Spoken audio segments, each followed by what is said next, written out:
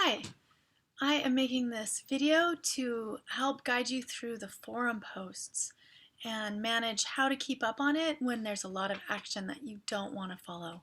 So first of all, it's important to read all the posts. All of the communication and announcements for the course will usually come through the forum.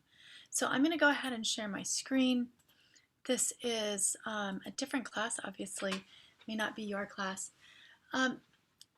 And you can always go right to the forums here. Click on Forums, and that'll list all the different forums. Now maybe you just have one, maybe you just have the discussion forum. That's pretty normal. It's important that you read all of the posts coming through the discussion forum because that is like the course discussion, what we talk about in class, in the classroom. So please do read all of those. And before you make a post, well, I'll keep with my intro. I have a weekly guide on what to do that week. I have a couple resources and the information to log in to Zoom for all of our class meetings. Those are pinned at the top.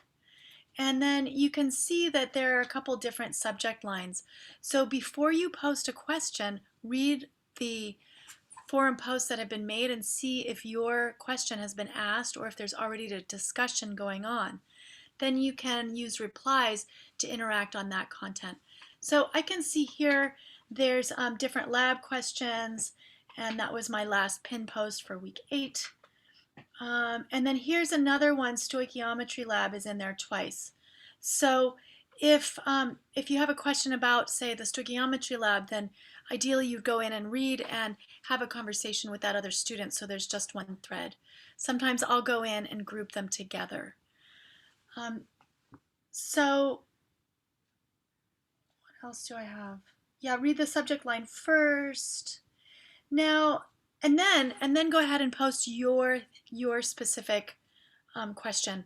Make sure that you use the subject line that indicates what it's about so other students can find it quickly. I'm going to go back to forums. I can do that up here at the top. And experience 4, these are all replies.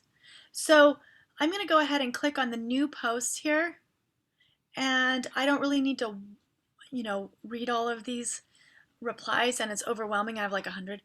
So I'm going to go ahead and mark all read. So I would do this after looking through. I actually do usually read all of them, but I'm just showing you how to clear those replies. I'm going to mark them all read. So you would read all of the discussion. You would see that there's like ongoing comments, like thank yous or some other conversation that spun off, and mark those read.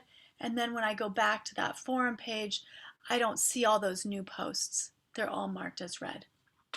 So that's how you would use the forum.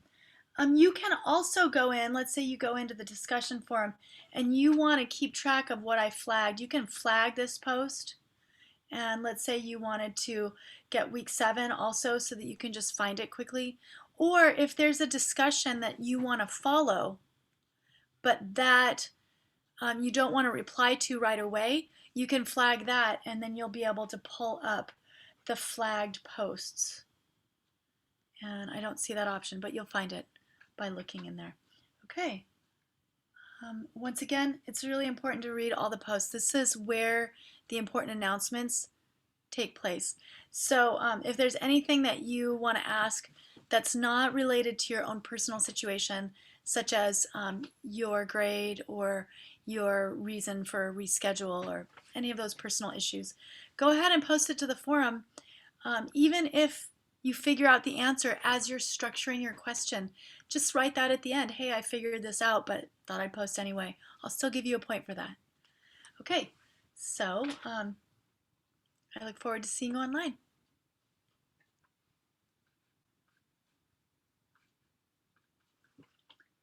Now, how do I stop the recording? There we go.